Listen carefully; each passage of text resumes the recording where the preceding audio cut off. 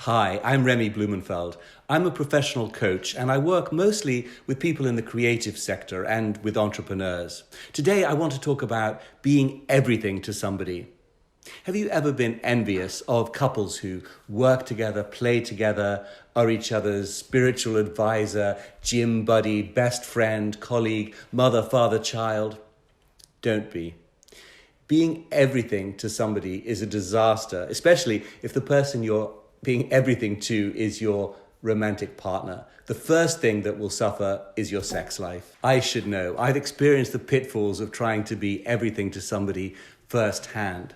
For many years, I cohabited with a wonderful man who became my best friend, colleague, mother, father, carer, and the thing that suffered was our romantic relationship. What I've learned is that there are many different kinds of love which we each need as humans, and they can't all be found or given to one person.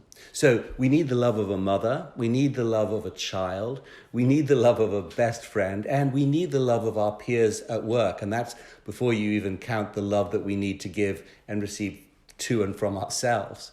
And when we look for all that love in one person, the first thing that suffers is romance and intimacy, because it's just not sexy being with your best friend or your colleague from work or your mother or your father. You wouldn't want to make love with your best friend.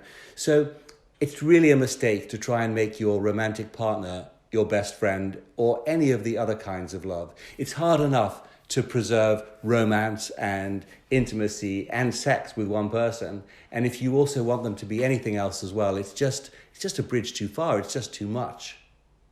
The philosopher John Gray talks about love tanks, and he makes the point that love tanks are like vitamins. You can't combine them into one multivitamin. They each need to come from their proper place. So love of a mother is a very special thing. You don't have to have a biological mother in your life to have that kind of love of a wiser, older, caring person. And similarly, love of a child is very important, but to have a dependent person in your life is wonderful, and you don't need to have a biological child. You could even give and receive that love with a pet, with a dog.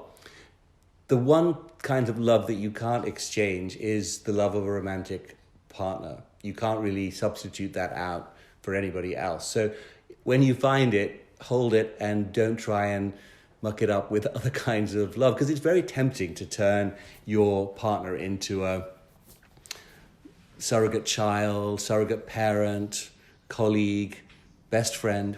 But the problem is, when you have had a lover's quarrel, it's really important to go and have someone else you can talk about your problems with, and that person needs to be your best friend. If your best friend is your partner, who are you going to go and talk to about the problems you've got with your partner? It's really important to have that as a source of love in your life outside of your romantic relationship. There are 10 different kinds of love tanks, which John Gray talks about. And if you want to see which of yours are full and which of yours maybe right now are a little bit empty, you can take my quiz just by clicking on the link here, and you'll get a chart sent straight to you to see which of your love tanks perhaps could do with a little attention right now.